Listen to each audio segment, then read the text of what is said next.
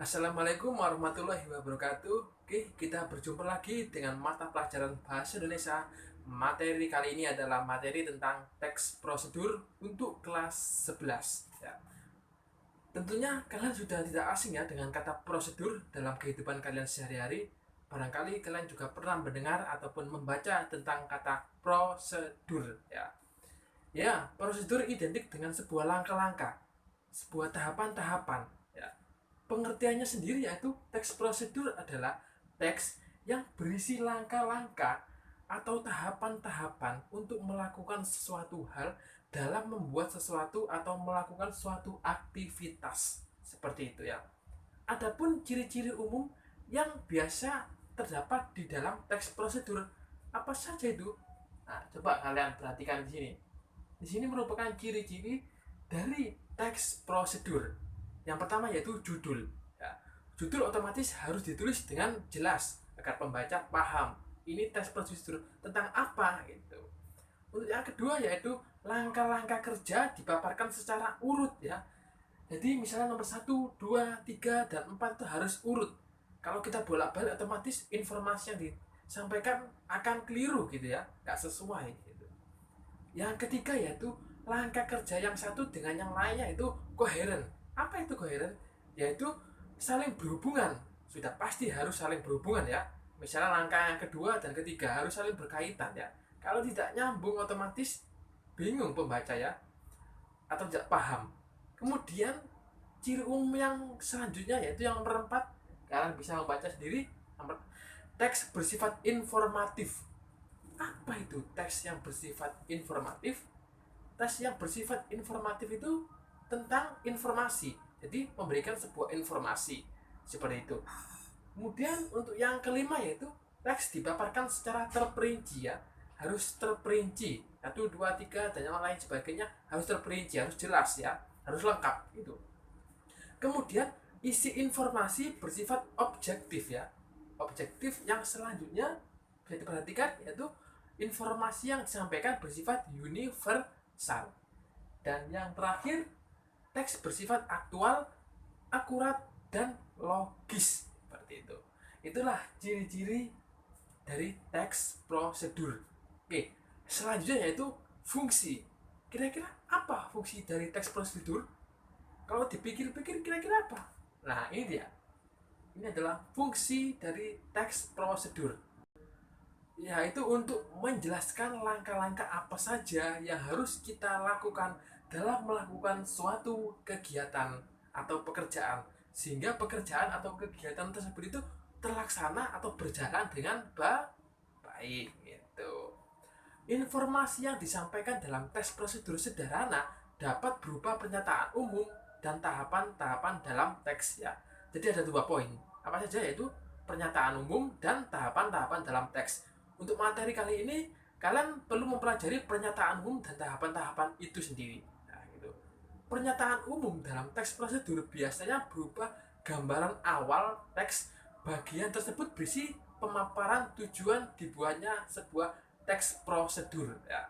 Sementara itu, tahapan-tahapan dalam prosedur berupa langkah-langkah yang dipaparkan secara urut ya, secara terperinci dan tidak dapat diubah posisinya atau letaknya. Misalnya nomor 3 harus nomor 4, 5, 6 dan seterusnya gitu. Gak boleh acak ya, gitu.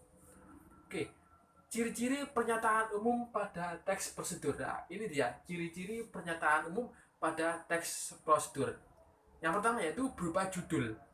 Judul atau penjelasan judul ya, itu ciri-cirinya. Harus ada judul atau penjelasan judul. Kemudian yang dua yaitu pengantar yang mengarahkan pada perincian petunjuk atau prosedur yang hendak dilakukan kegiatan. Jadi ada sebuah kata pengantar lah tentang petunjuk-petunjuk apa yang hendak disampaikan itu. Kemudian tujuan yang hendak dicapai apabila melakukan langkah-langkah. Jadi ada tujuannya. Oke. Kemudian yang nomor 4, isi mengandung pernyataan umum yang memberi gambaran alur kegiatan itu akan diperinci ya. Ada alurnya atau gambaran-gambaran umum gitu. Kemudian yang nomor 5 yaitu informasi berupa generalisasi umum yang memuat kegiatan besar dilakukan nantinya atau akan dijabarkan nantinya gitu. Yang terakhir yaitu Biasanya itu berada di awal paragraf. Di awal paragraf. Itulah ciri-ciri dari pernyataan umum. Selanjutnya yaitu ciri-ciri dari pernyataan yang mengandung uraian atau langkah-langkah. Nah, ini lebih mudah otomatis ya. Otomatis step by step ya. Ada tahapan-tahapan yang perlu dilakukan. Yang pertama yaitu bisa kalian perhatikan, bagian ini harus berisikan langkah-langkah ya. Ada langkah-langkahnya harus ditempuh gitu. Yang kedua, informasi sesuai dengan tujuan dibuatnya teks prosedur. Otomatis informasinya harus sesuai dengan judul atau tujuan prosedur itu gitu. Untuk apa seperti itu. Kemudian yang ketiga, perincian pernyataan harus urut seperti yang saya sampaikan tadi, harus urut 1, 2, 3 dan seterusnya harus urut dan tentunya harus koheren tadi ya. Kemudian yang nomor 4, perincian tahapan tidak dapat disela oleh tahapan lain dalam satu konteks kegiatan. Otomatis bagaimana maksudnya? Jadi misalnya dalam satu prosedur otomatis lebih jelasnya itu ada satu kegiatan saja gitu. Tidak boleh kita masukkan kegiatan-kegiatan lain yang akan menjadi kesalahpahaman oleh sang pembaca itu sendiri. Seperti itu ya. Kemudian yang terakhir yaitu isi informasi berupa deskripsi dari setiap tahapan-tahapan atau langkah-langkah. Nah, itu tadi merupakan ciri-ciri pernyataan tentang tahapan-tahapan ataupun langkah-langkah dalam teks prosedur. Oke, ini saya akan menampilkan sebuah contoh, bisa kalian perhatikan ya, kalian baca sendiri. Ini adalah contoh dari teks prosedur. Judulnya tentang cara menghidupkan komputer ya, cara menghidupkan komputer. Oke, kalian baca itu. Cara menghidupkan komputer. Komputer merupakan salah satu perangkat elektronik yang sering digunakan dan lain sebagainya. Sampai bawah. Dan bawah ada urutan 1, 2, 3 dan seterusnya. Nah, kira-kira mana pernyataan umum dan kira-kira mana yang menjadi bagian dari langkah-langkah? Nah, ya, yang pernyataan umum otomatis yang di paragraf pertama ya, di paragraf pertama. Itu pernyataan umum. Kemudian yang langkah-langkah sudah jelas ya, karena ini tentang teks prosedurnya sudah jelas, langkah-langkahnya dipisahkan, ada urutannya nomor, otomatis lebih mudah ya untuk mengetahui letak mana langkah-langkah dan mana pernyataan umum. Jadi seperti itu ya.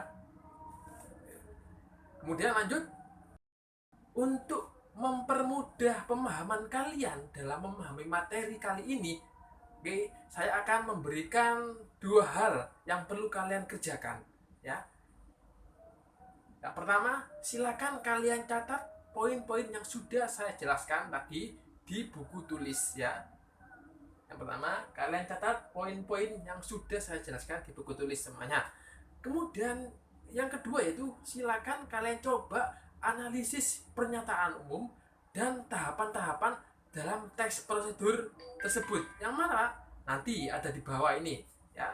Jadi ada 2 tugas yang perlu kalian kerjakan untuk mempermudah pemahaman kalian agar bisa benar-benar paham dengan materi tentang menganalisis pernyataan umum dan tahapan-tahapan dalam teks prosedur ya.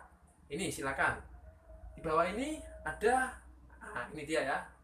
Ini merupakan tugas untuk kalian kerjakan ya. Contoh dari teks prosedur berjudul kiat mau berwawancara kerja ya. Kiat berwawancara kerja. Di dalamnya tentunya ada pernyataan umum dan yang kedua yaitu tahapan-tahapan. Kalian analisis mana yang pernyataan umum, kalian jelaskan, kemudian mana yang tahap-tahapan kalian jelaskan juga ya. Ada 2 tugas untuk kalian. Pertama, mencatat yang saya jelaskan tadi, dan yang kedua menganalisis pernyataan umum dan tahapan-tahapan yang sudah saya berikan teksnya. Oke, untuk hari ini sampai di sini dulu materi kita tentang teks prosedur dalam menganalisis pernyataan umum dan tahapan-tahapan atau langkah-langkah. Semoga bisa bermanfaat. Terus jaga jarak dan jaga kesehatan karena sampai saat ini pandemik masih berlangsung ya. Oke, dari saya Hayu Keri Sulistyo, saya akhiri. Assalamualaikum warahmatullahi wabarakatuh.